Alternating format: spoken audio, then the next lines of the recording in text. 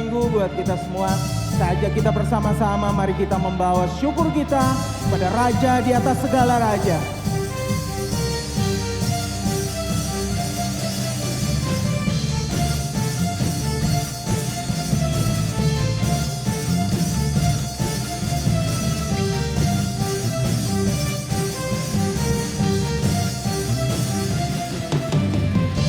Bersyukurlah kepadanya, bawalah pujian bagi dia, karena dia Raja, dia yang perkasa. Tuhanlah kekuatanku, mazmur dan keselamatanku, dia penolongku, yang beri hidupku. Kau yang berjaya, semesta sujud menyembah. Agunglah kebangkitanmu, mujizat telah terjadi.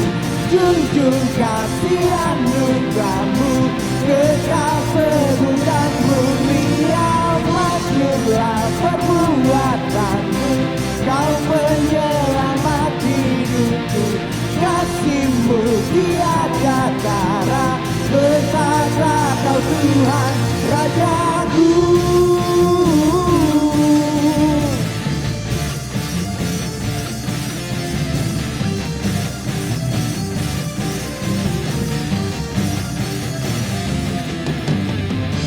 Bersyukurlah kepadanya, bawalah pujian bagi dia, karena dia Raja, dia yang perkasa.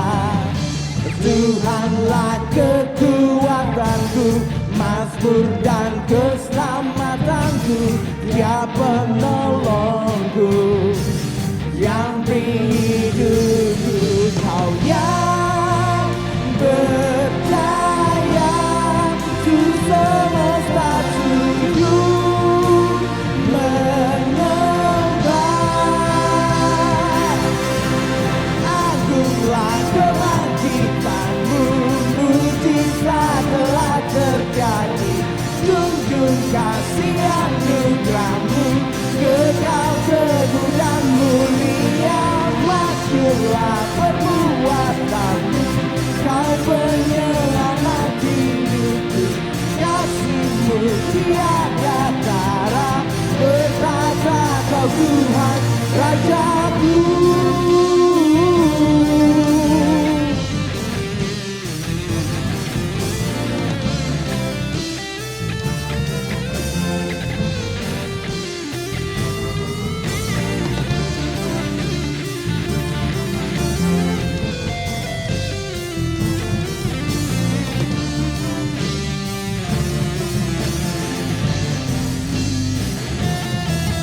Kau yang berjaya, semesta sujud menyembah.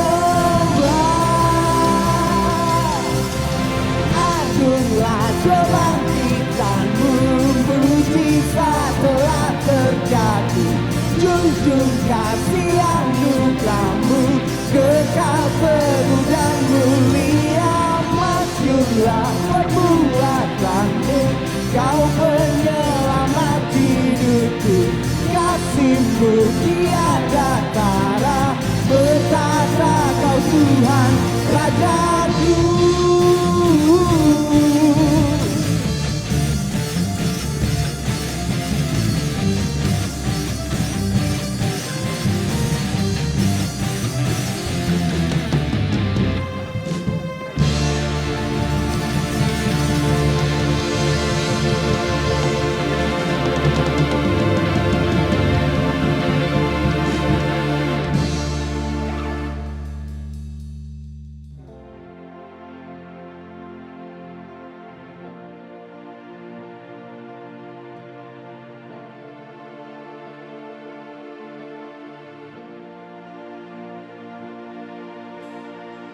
Yesus, Kau sungguh baik.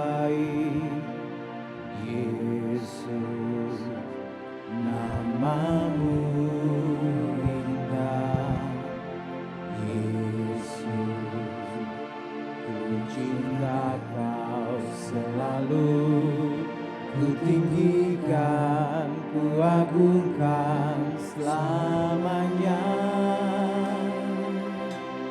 Yesus, kau sungguh baik. Yesus, namamu indah. Yesus, ku cinta kau selalu, ku tinggikan, ku agungkan selamanya. Ku mau memujimu, ku selalu pujimu, ku mau menyembahmu, ku selalu sembahmu. Kau yang layak terima semua pujian, kemuliaan hanya bagi Tuhan.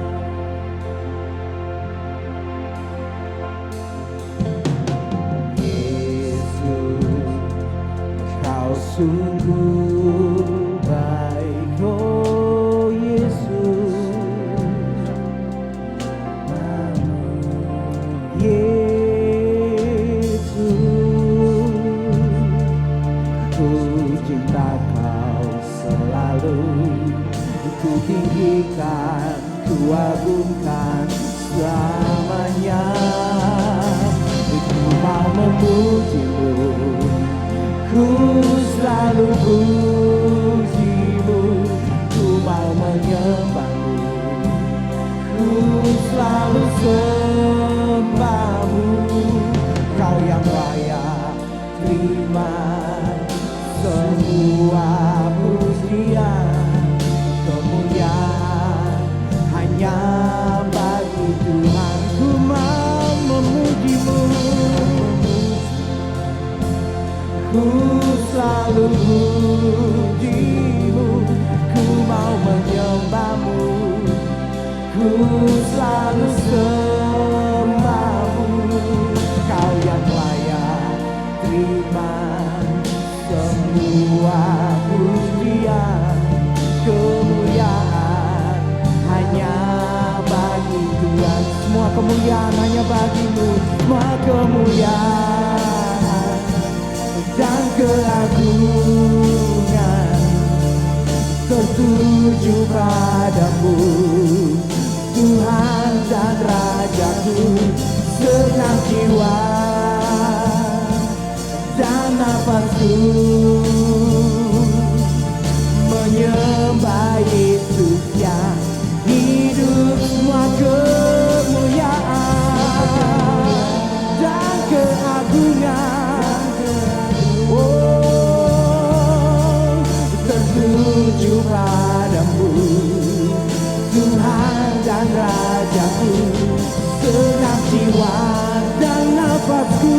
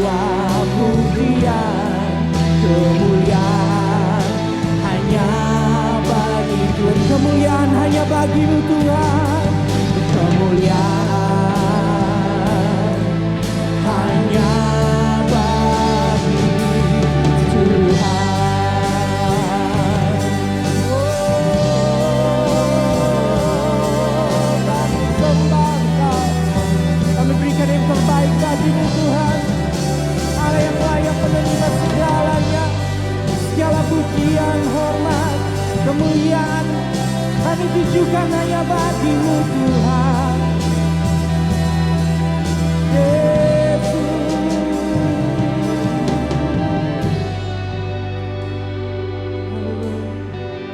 Thank you Lord. Haleluya. Oh, terima kasih Tuhan.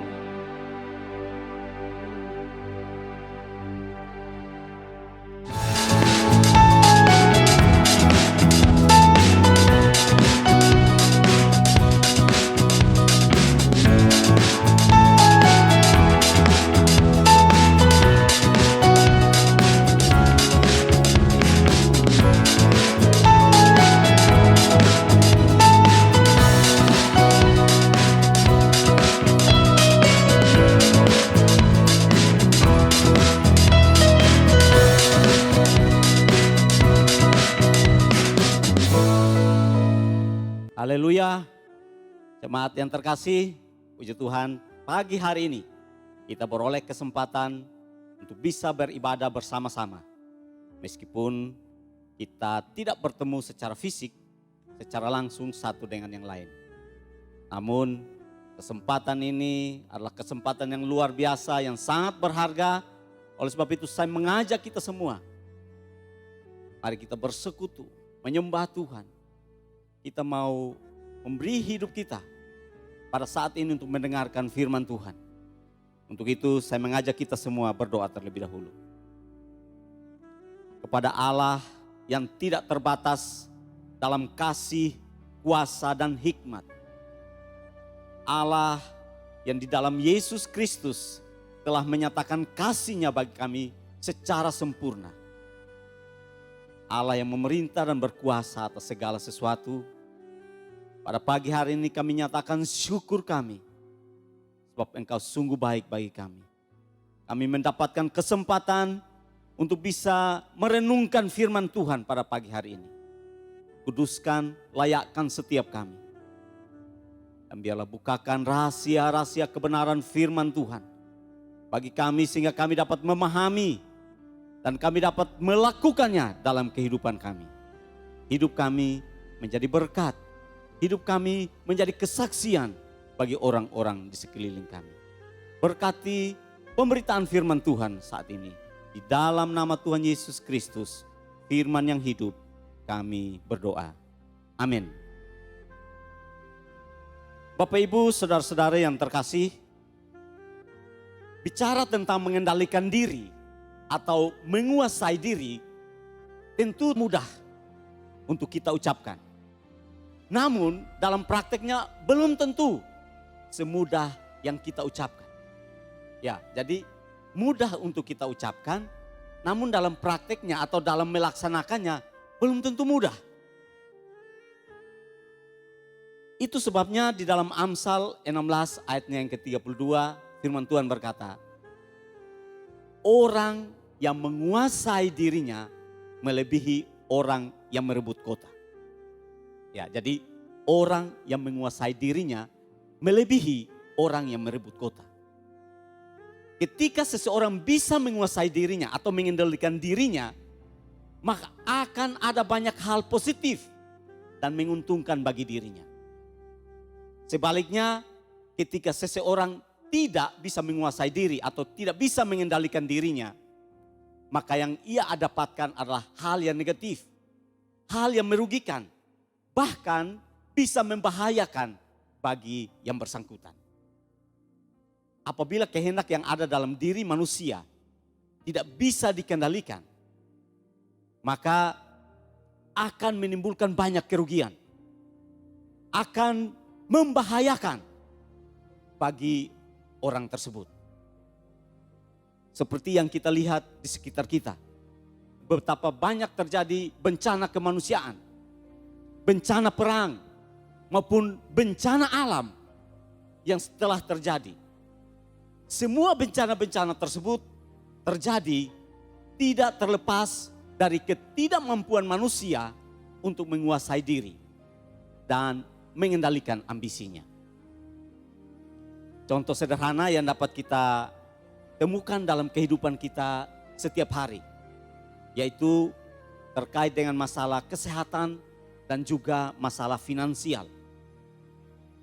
Karena tidak mampu menguasai keinginannya, walaupun memiliki penghasilan yang pas-pasan, seseorang rela berhutang untuk membeli barang-barang yang mewah, barang-barang yang mahal, barang-barang yang bermerek. Pekerjaannya setiap hari adalah gali lubang, tutup lubang. Hutang di A untuk menutup pinjaman di si B. Pinjam di si C untuk melunasi hutang di si A. Akhirnya karena ia tidak mampu membayar pinjaman tersebut, ia terbelit hutang piutang. Hidupnya dikejar-kejar oleh para penagih hutang. Nah, karena sudah dikejar-kejar penagih hutang, akhirnya ia melibatkan orang atau membuat orang berdosa. Di rumah dia pesan kepada anak-anaknya, istrinya atau suaminya, kalau ada orang yang cari papa, cari mama, bilang sonde ada. Contoh yang lain, karena tidak sanggup mengendalikan keinginannya, orang tidak mempedulikan apakah makanan yang ia nikmati akan merugikan kesehatannya atau tidak. Sehingga walaupun ia memiliki kadar kolesterol dalam darah yang sangat tinggi, tetap saja ia makan makanan yang mengandung banyak lemak. Jadi jangan heran kalau di kemudian hari ia mengalami masalah dengan jantungnya. Bapak Ibu Saudara yang terkasih, saya tidak bermaksud untuk melarang Bapak Ibu makan makanan yang enak. Saya tidak bermaksud untuk melarang Bapak Ibu membeli barang-barang yang mewah, barang-barang yang mahal atau bermerek.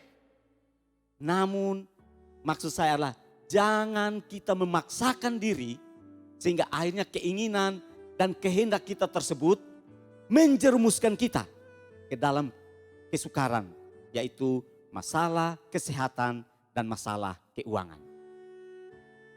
Kalau kita mampu menguasai diri, hidup kita dapat terhindar dari berbagai persoalan yang tidak seharusnya kita alami.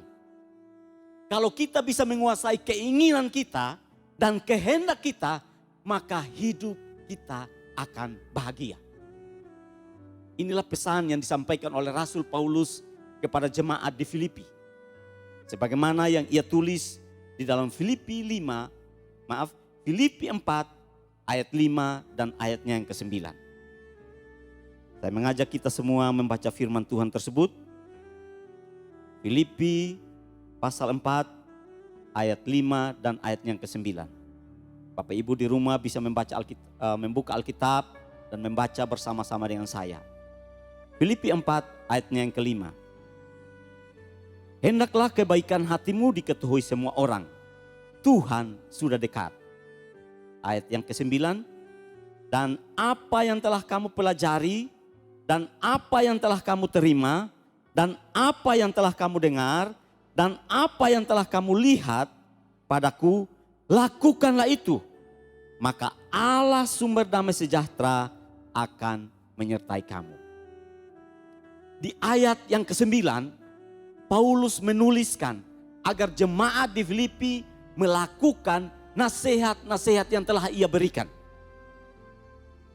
Jika nasihat tersebut jemaat di Filipi melakukannya, maka mereka akan mengalami kebahagiaan. Sekalipun jemaat ini sementara menghadapi kesukaran. Paulus ingin agar jemaat melakukan apa yang telah mereka lihat, apa yang mereka pelajari, apa yang mereka terima, apa yang mereka dengar, dan yang telah mereka lihat pada diri Paulus. Sebagai akibatnya, Allah sumber damai sejahtera akan menyertai mereka. Bukankah bila Allah yang adalah sumber damai sejahtera itu menyertai kita, maka kita akan mengalami kebahagiaan? Untuk mengalami penyertaan dari Allah, sang sumber damai sejahtera. Di ayat-ayat sebelumnya, yaitu di ayat 4 sampai dengan ayatnya yang ke-8. Paulus menyebut ada 4 hal yang harus dikerjakan oleh murid-murid Kristus. 4 hal yang harus dikerjakan oleh para pengikut Kristus. Pada minggu yang lalu kita telah belajar bersama-sama tentang hal yang pertama, yaitu bersukacitalah senantiasa, yaitu di ayatnya yang keempat.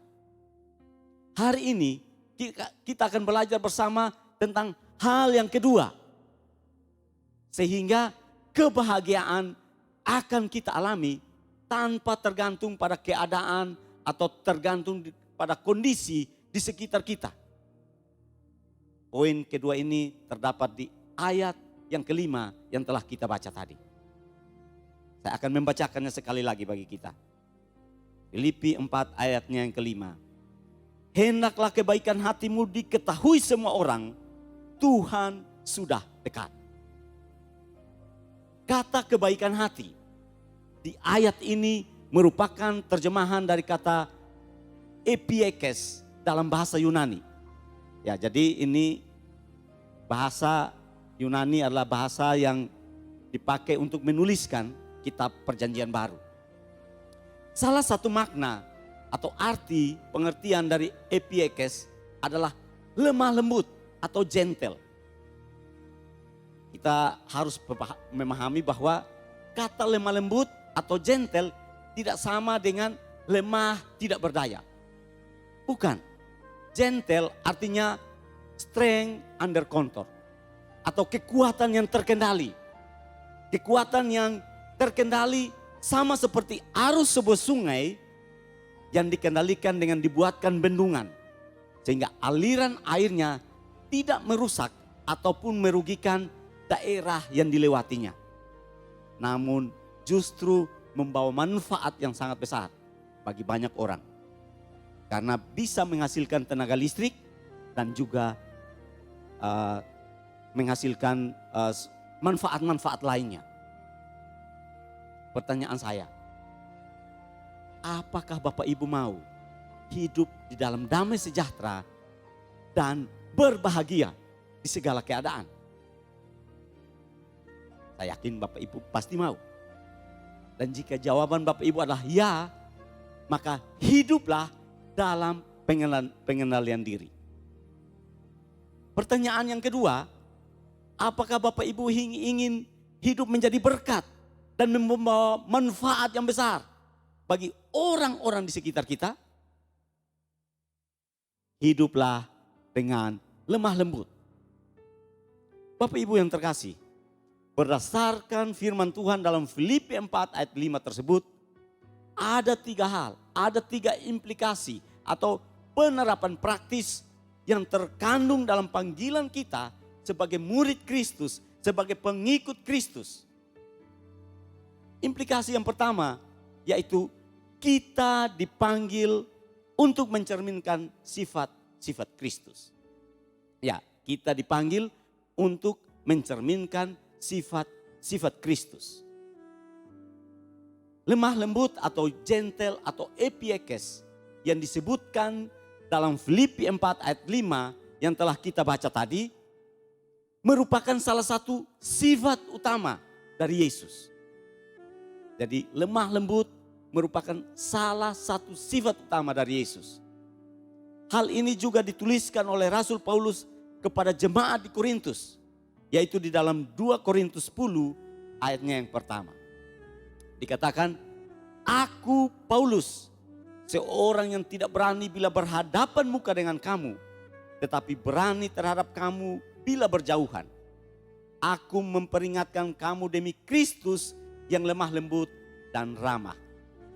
Demi Kristus yang lemah lembut dan ramah. Di ayat ini, Paulus kembali menyebut sifat dari Yesus yaitu lemah lembut. Kata lemah lembut atau gentle yang Paulus gunakan di sini memiliki akar kata yang sama dengan epiekes dalam Filipi 4 ayat yang kelima tadi. Sehingga dari sini kita dapat mengambil sebuah kesimpulan bahwa nasihat yang Paulus berikan di dalam Filipi 4 ayat 5 Yaitu supaya para murid Kristus, para pengikut Kristus, baik yang ada di Filipi pada waktu itu, maupun kita yang hidup di masa saat ini atau masa sekarang, kita hidup serupa dengan sifat-sifat dari Yesus. Memang seperti yang Yesus sendiri katakan di dalam Matius 11 ayat 29. Di dalam Matius 11 ayat 29 dikatakan bahwa ia adalah pribadi yang lemah lembut. Di ayat tersebut dituliskan bahwa Yesus berkata, "Pikulah kuk yang kupasang dan belajarlah kepadaku karena aku lemah lembut." Catat Bapak Ibu, aku lemah lembut dan rendah hati dan jiwamu akan mendapat ketenangan. Di sini Tuhan Yesus kembali menyebut bahwa dirinya adalah lemah lembut. Memang ia adalah pribadi yang lemah lembut. Dan ia memanggil semua kita, semua orang untuk belajar padanya.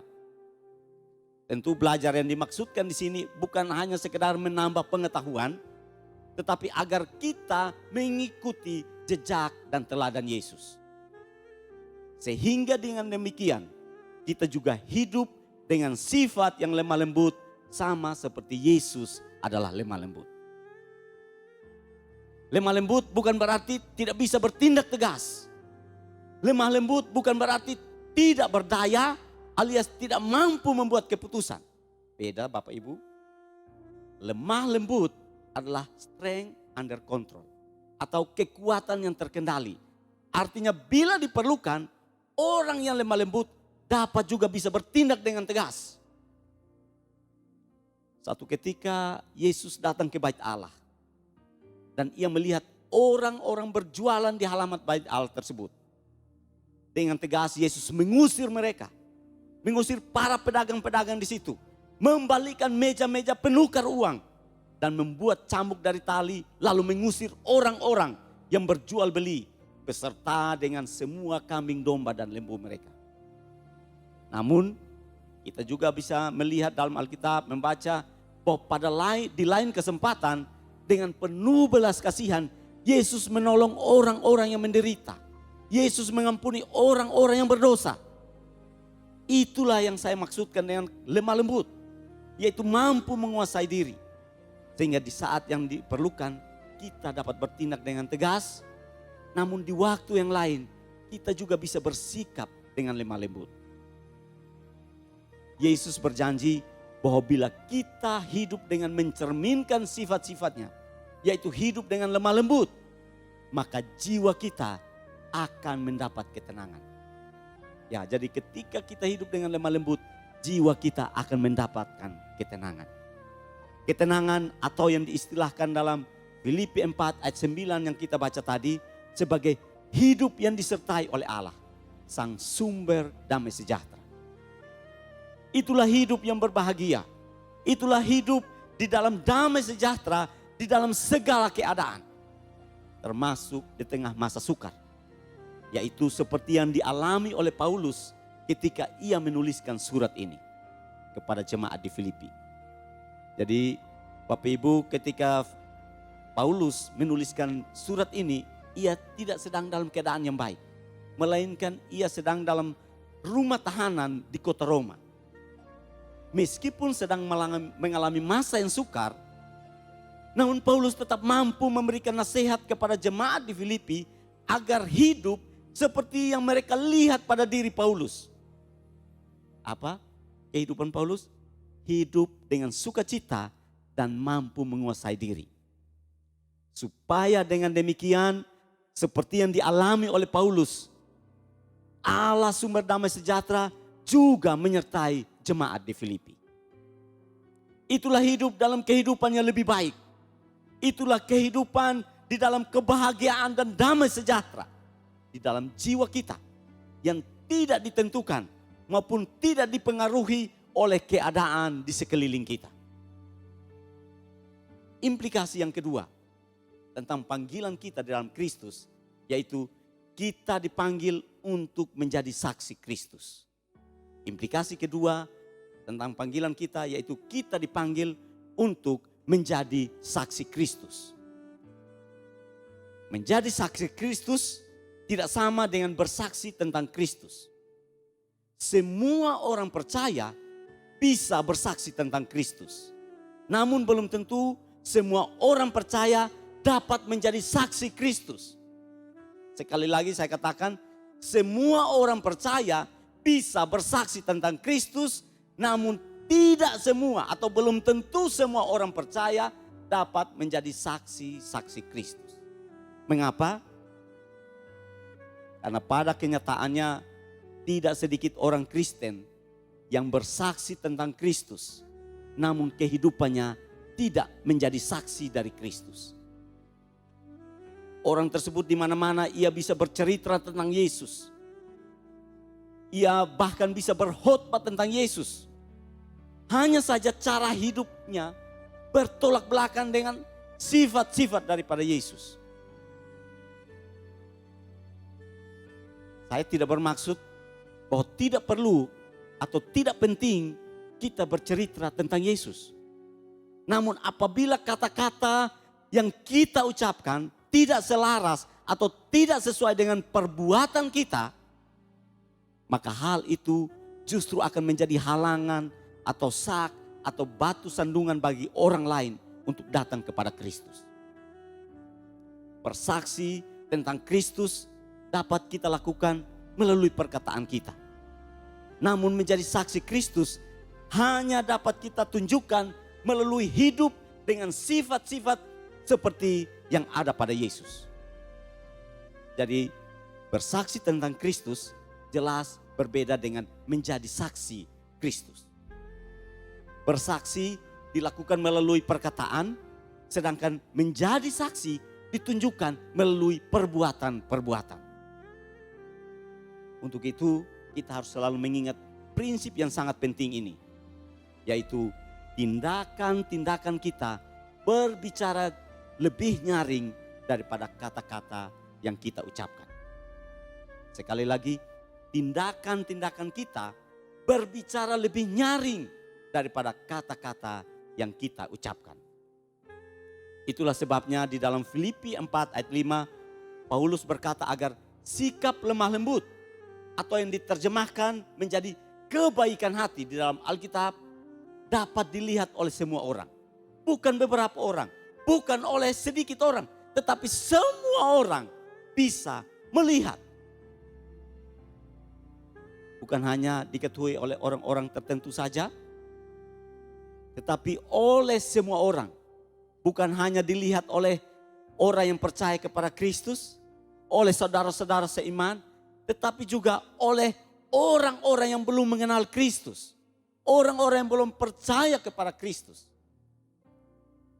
Jadi jangan hanya ketika kita berada di gereja, atau saat kita beribadah, atau kita ada di kelompok kesan, atau kita ada dalam pertemuan-pertemuan doa bersama, baru kita berperilaku seperti seorang malaikat. Namun ketika kita sedang berada di tempat kerja, di sekolah, di kantor, di oikos, atau dalam kehidupan bermasyarakat kita, perilaku kita bertentangan dengan sifat-sifat Kristus. Pola kehidupan seperti itu tentu bukan saja membuat kita tidak menjadi saksi Kristus, tetapi juga menjadi penghalang bagi orang lain untuk datang kepada Yesus. Mahatma Gandhi, salah seorang pemimpin dari India yang sangat dihormati. Sebelum meninggal dunia pada tahun 1948, ketika ia ditanyai oleh A. Stanley Jones, seorang utusan Injil di India, tentang mengapa ia tidak menjadi seorang pengikut Yesus. Gandhi menjawab, I like your Christ. I don't like your Christians. Your Christians are so unlike your Christ. Saya menyukai Kristus Anda, namun saya tidak menyukai orang-orang Kristen Anda. Orang-orang Kristen Anda sangat berbeda dengan Kristus Anda. Jadi sekalipun Mahatma Gandhi adalah seorang yang mempelajari dan mengagumi serta ajaran serta kehidupan daripada Kristus, namun sampai mati ia tidak menerima Yesus sebagai Tuhan. Karena ia melihat bahwa perilaku dari orang-orang Kristen bertolak belakang dengan sifat-sifat Yesus. Maka hal itu menjadi penghalang bagi Mahatma Gandhi untuk percaya. Bapak, Ibu, saudara-saudara yang terkasih dalam Tuhan, Yesus memanggil kita tidak hanya untuk menceritakan tentang pribadinya. Yesus tidak memanggil kita tidak hanya untuk berbicara, bersaksi tentang Dia. Namun lebih daripada itu, Yesus memanggil kita untuk meneladani sifat-sifatnya. Supaya dengan demikian kehidupan kita dapat menjadi kesaksian yang hidup bagi orang-orang di sekeliling kita. Yesus memanggil kita untuk kita menyatakan hidup yang sama seperti yang Yesus tunjukkan. Dengan demikian hidup kita bisa memberkati orang-orang di sekeliling kita. Mereka melihat Kristus ada dalam kita dan mereka juga datang kepada Yesus. Implikasi yang terakhir atau yang ketiga, kita dipanggil untuk menjalin relasi dengan Kristus. Kita dipanggil untuk menjalin relasi dengan Kristus. Berbicara tentang kemampuan untuk mengendalikan diri, hal itu tidak dapat kita capai dengan usaha kita sendiri. Walaupun kita berusaha, orang berusaha dengan berbagai macam cara untuk mengendalikan keinginan dirinya. Termasuk misalnya dengan yoga, dengan pilates, bahkan dengan bermeditasi sekalipun. Usaha tersebut merupakan usaha yang sia-sia. Segala upaya seseorang untuk mengendalikan diri, termasuk melalui meditasi, ini dapat kita ibaratkan seperti seseorang yang bermaksud untuk menjernihkan air dalam sebuah gelas dengan mengendapkan kotoran yang membuat air itu menjadi keruh. Ketika kotoran itu sudah mengendap di dasar daripada gelas, maka air di dalam gelas tadi akan nampak menjadi bersih. Memang sekilas air di dalam gelas itu kelihatan sudah bersih dan jernih. Namun ketika ada orang yang mengaduknya, maka kotoran yang tadinya sudah mengendap akan naik kembali ke permukaan. Sehingga air itu yang awalnya sudah jernih akan menjadi keruh kembali. Itulah gambaran tentang usaha, upaya yang kita lakukan untuk mengendalikan diri dengan mengandalkan kemampuan kita, dengan mengandalkan kekuatan diri kita sendiri. Ketika hati kita diaduk-aduk dengan berbagai macam persoalan. Masalah rumah tangga, masalah pekerjaan, masalah pendidikan, masalah pergaulan, masalah sakit penyakit, ataupun orang-orang yang berusaha mengganggu diri kita, pengendalian diri atau kelemah lembutan kita menjadi hilang. Karena sesungguhnya kejernihan hati kita, karena usaha kita, dengan upaya kita sendiri, misalnya dengan bermeditasi tersebut, hanyalah bersifat sementara.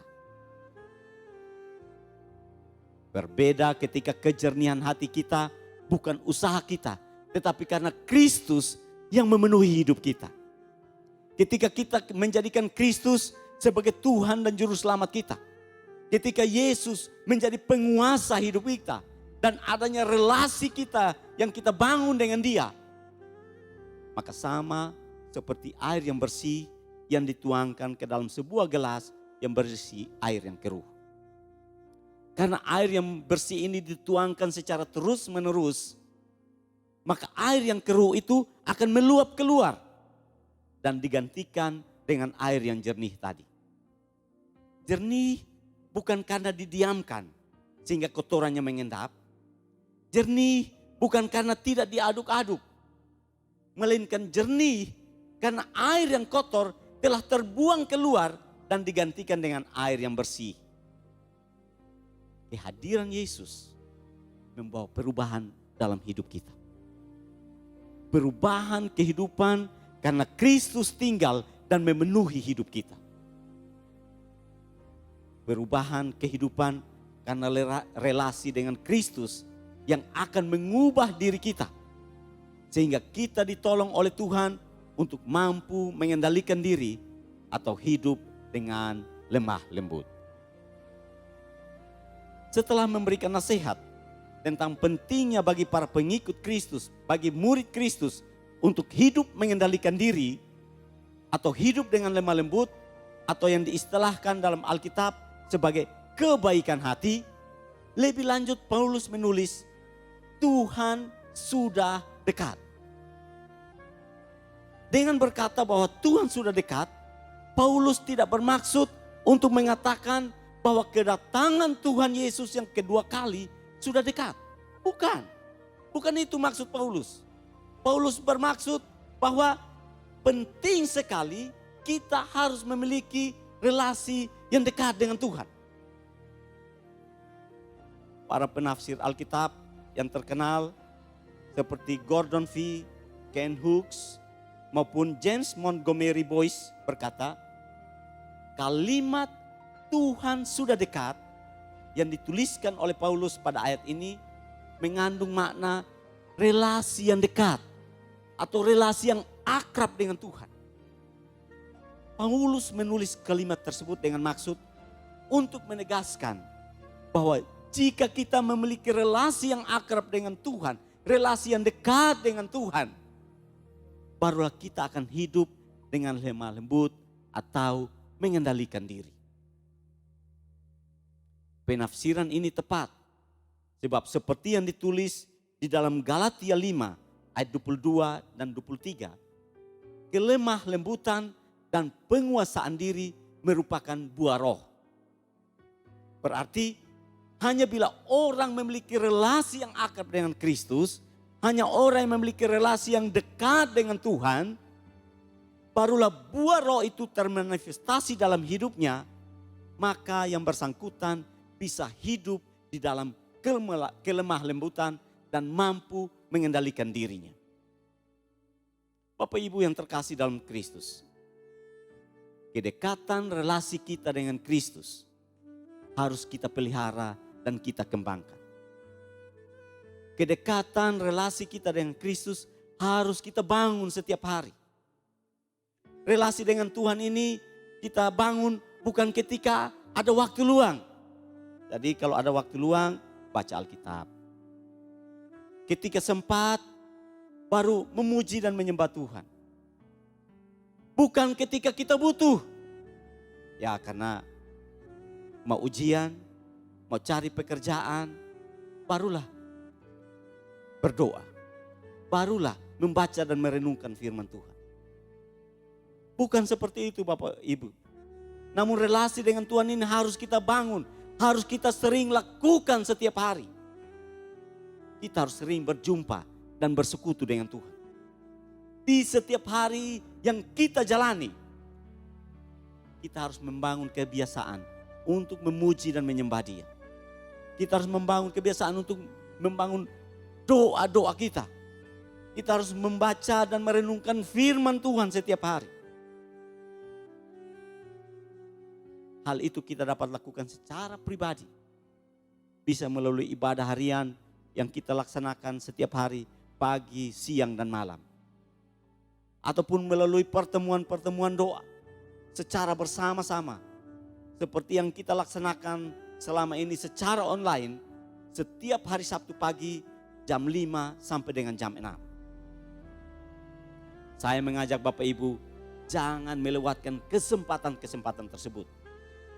Karena tidak ada ruginya kita dekat dengan Tuhan. Memang relasi yang akrab dengan Kristus, itulah yang menjadi kunci yang paling mendasar dari hidup yang berbahagia. Di tengah situasi yang tidak menentu, bahkan dalam keadaan yang sangat sukar sekalipun, selama kita memiliki relasi yang akrab dengan Tuhan, kita memiliki relasi yang dekat dengan Tuhan, maka damai sejahtera yang bersumber dari Allah akan bertakhta dalam kehidupan kita. Kedekatan relasi kita dengan Kristus yang akan mengubah hidup kita untuk menjadi semakin serupa dengannya. Semakin akrab kita dengan Kristus, sifat-sifat kita akan berubah untuk semakin serupa dengan Dia. Semakin kita akrab dengan Kristus, maka semakin nyata damai sejahtera Allah tinggal di dalam hati kita. Dan hidup kita akan semakin berbahagia. Dan oleh pertolongan Tuhan, kita dapat mengisi kehidupan kita bukan dengan kesia-siaan, tetapi dengan kehidupan yang lebih baik, a better life. Kehidupan yang penuh dengan makna, di mana kita tidak hanya bersaksi tentang Kristus, namun lebih daripada itu, kita dapat menjadi saksi-saksi Kristus dimanapun kita berada. Amin. Mari kita berdoa. Engkau Allah yang menyatakan dirimu bagi kami, supaya kami bisa belajar daripada pribadimu. Yesus Kristus, Engkau menjadi teladan kami. Mampukan kami ketika kami menjalani hari-hari kami, dimanapun kami berada. Kami tidak hanya saja menjadi bersaksi tentang Kristus, namun kami juga menyatakan kehidupan kami sesuai dengan sifat-sifat Kristus. Sehingga kami boleh menjadi berkat. Hidup kami boleh menjadi kesaksian. Orang-orang mengenal Kristus karena melihat kehidupan kami. Roh Kudus menolong kami akan firman Tuhan yang telah kami dengar. Sehingga firman Tuhan ini dapat kami praktekkan, dapat kami terapkan dalam kehidupan kami hari demi hari. Sehingga Kristus dipermuliakan, semakin banyak orang memuji dan menyembah Engkau. Berkati seluruh jemaat-Mu ya Tuhan, dalam segala pergumulan-pergumulan mereka. Biar mereka tetap memandang kepada Kristus yang telah memberikan teladan dengan mengalami penderitaan, bahkan sampai mati di kayu salib. Keteladanan Kristus juga yang akan memampukan kami untuk kami mampu mengatasi setiap masalah persoalan yang kami hadapi dengan kekuatan yang Tuhan berikan bagi kami. Dalam seluruh pergumulan jemaat-Mu, apapun masalah tantangan yang mereka alami, Roh Kudus memberikan kekuatan dan penghiburan sehingga mereka boleh menyatakan sifat-sifat Kristus melalui setiap masalah, persoalan, tantangan yang mereka alami, dan orang boleh diberkati. Terima kasih Tuhan. Di dalam nama Yesus Kristus Tuhan dan Allah kami bersyukur. Amin. Bapak Ibu, saudara-saudara, jemaat Tuhan yang terkasih, dimanapun Bapak Ibu berada, angkatlah kedua tanganmu dan terimalah berkat Tuhan. Berkat dari Allah Bapa, kasih setia dari Yesus Kristus Tuhan kita, dan persekutuan penghiburan oleh Roh Kudus-Nya tinggal dan menyertai kita dari sekarang hingga kekal selama-lamanya. Terimalah berkat ini di dalam nama Yesus Kristus, Tuhan Allah semesta alam. Haleluya. Dan setiap jemaat berkata, amin. Terima kasih Bapak Ibu jemaat Tuhan. Tuhan Yesus berkati. Sampai jumpa dalam pertemuan-pertemuan ibadah kita berikutnya. Salam.